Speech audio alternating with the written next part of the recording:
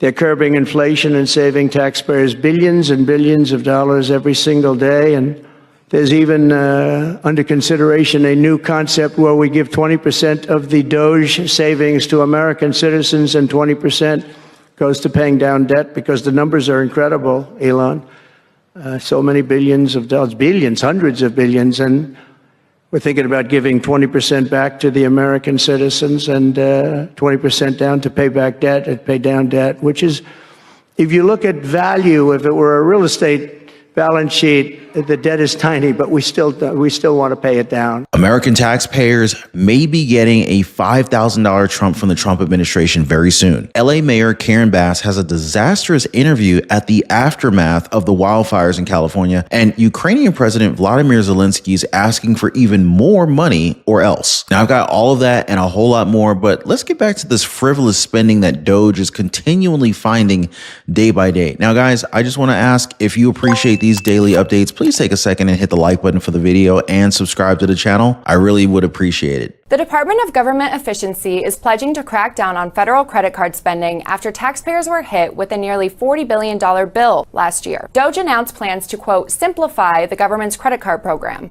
which currently has 4.6 million active accounts, more than the total number of federal employees. The initiative says it's working with agencies to reduce administrative costs and will report back with a plan in 1 week. The General Services Administration has run the program since 1998, issuing government-linked credit cards to millions of employees across more than 250 agencies. The system is meant to streamline spending, but watchdogs have long flagged abuse. Government credit cards have been misused for everything from luxury meals to adult entertainment. A recent audit found that 12% of Defense Department travel charges violated spending policies, including $500,000 in transactions at casinos, bars, and even the Super Bowl. Another $1.2 billion in purchases weren't reviewed by supervisors. Now, I don't know about you folks, but I don't remember paying taxes to send federal employees to the Super Bowl, do you? Nor did I pay taxes for them to spend my money on casinos and bars. But according to Doge, that's where billions of taxpayer money is going, which could explain why a lot of federal employees are ticked off about getting fired. It also explains why Elon Musk is pushing to investigate sensitive data, as these credit cards outnumber the headcount of federal workers. So just imagine how much money would be saved if these credit cards were just all canceled. That, and if the people who had access to these credit cards actually use them responsibly. Hey, by the way, guys, if you're one of the real ones who really enjoy what we do here on the channel, you've got to check out the Inner Circle. This is where our true supporters get exclusive access to content that I just can't share here, completely commercial free. It's also the best way to keep this channel going strong. So if you want to be a part of something special, join us over there. Links in the description or in the pinned comment down below. This leads me to talk about the idea of sharing the savings that Doge has found within a short period of time, mixed in with layoffs to different agencies. And, well, you get billions of dollars in savings that the Trump administration wants to pass on to you. I know it sounded a little bit like an ad, but go with it. This morning, sweeping budget cuts expected to hit the Pentagon. Sources tell ABC News Defense Secretary Pete Hegseth asked top Pentagon officials to draw up plans for a sweeping 8% cut. The department has not seen cuts this deep in more than a decade. The Defense Department employs nearly 878,000 civilians, with up to 60,000 being probationary employees.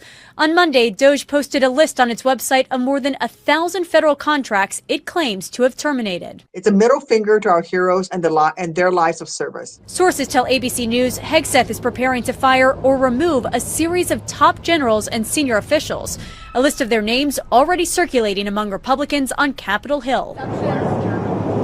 Staff and other members of the Joint Chiefs of Staff. Standing with him right now.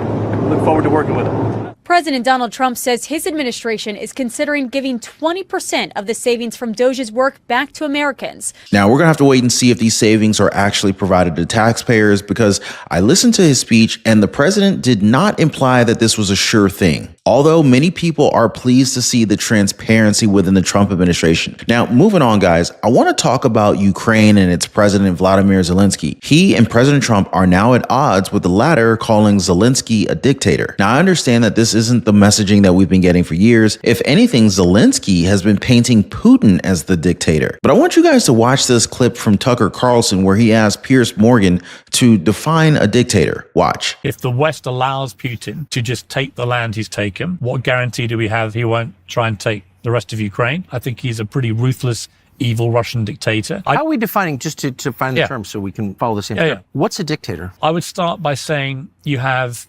no respect for democratic norms. A free and fair election. Because Zelensky's obviously not elected either. He's also banned a religious denomination. He's murdered his political opponents. He has banned a language group. Those all seem like features of dictatorship to me. Now, he has the support of the British intelligence agencies. That doesn't mean he's not a dictator, though. That sounds like a dictator. I mean, if I just gave you a piece of paper and I'm like, here are some qualities of a European leader, you would say, well, that guy, that's not legitimate. That guy's a dictator. I can't support that. But his name's Zelensky, and he was once a comedian, and he does my show, so he's not a dictator. I think it's a dictator. That was a beautiful setup, by the way, because at this point, it looks like only Zelensky is the one who wants war, because he's still asking for even more money. And he's not asking for a few dollars. He's demanding $250 billion. Now, I want you to think about that number and realize that he admitted something just a few weeks ago. He says that he has no idea where more than $100 billion of U.S. aid has gone. So we've sent all this money to the Ukraine and he doesn't even know where it is. Now, I understand that this is in response to what President Trump said about funding the war. But even then, it's been widely reported that we've sent more than $175 billion to this country. And he claims that they've only gotten, $75 billion?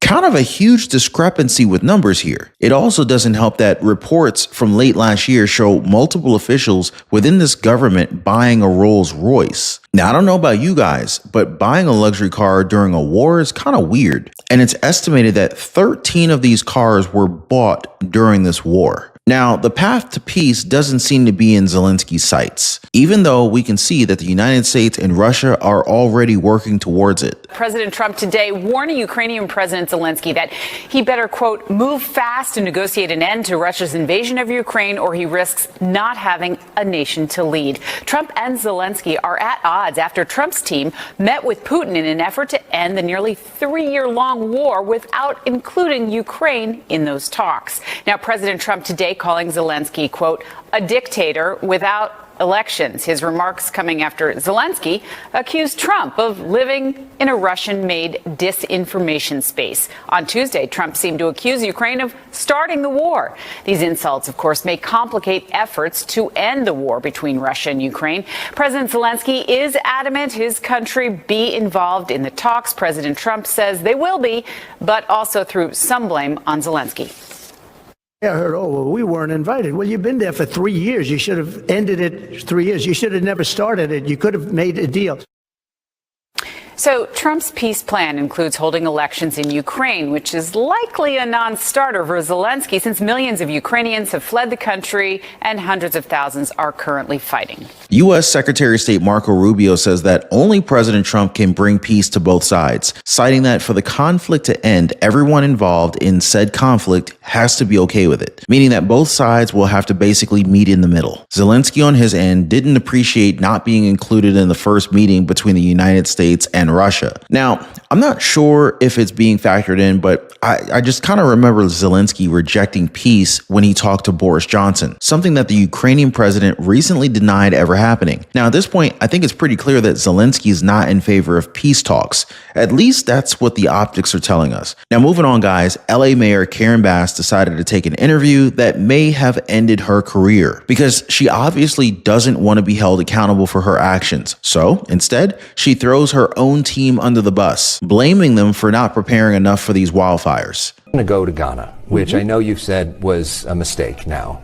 But I just am curious on the thought process behind it. Right. Because we know that there was warnings about the weather before you went, and you still went.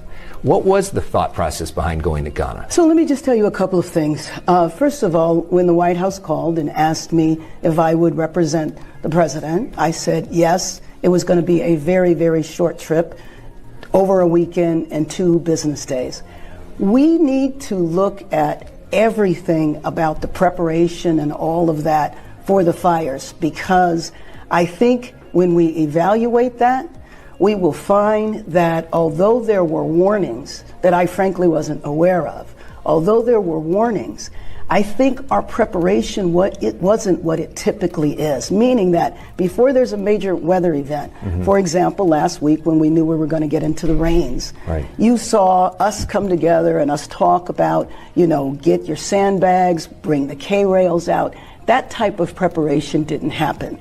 If that had, I will tell you, Alex, I wouldn't have even gone to San Diego, let alone leave the country. But here's the best part. The reporter did not let Karen Bass out of the question that easily. Look at how she responded when she was told that the public was well aware of the warnings of a wildfire. But what do you mean there were warnings you weren't aware of? Because I know we were talking about it on the news. A lot of people were talking about the problems, warning that this was going to be a huge deal. So when I talked about it with the fire chief, what she said is that we have warnings of Santa Ana winds a lot, but predicting this, and you saw, from the city, from the county, that level of preparation really didn't happen. So it didn't reach that level to me to say something terrible could happen and maybe you shouldn't have gone on the trip. Why didn't it But to happen? me, I don't know. This is what we call a political spin, passing accountability and instead crying as if she's the one who's the victim. Democrats do this pretty often, haven't you noticed? But what do you guys think about Mayor Karen Bass? Does she deserve to stay as LA's mayor? Let me know, guys. Now, if you guys appreciate the information from this video, I want to redirect you to a recent live stream that I did. I talked about a lot of topics, but one of them was the possibility of New York Attorney General Letitia James going to prison. Now, you have to check that video out. As always, thank you so much for hitting the like button and for subscribing to the channel. We'll see you next time.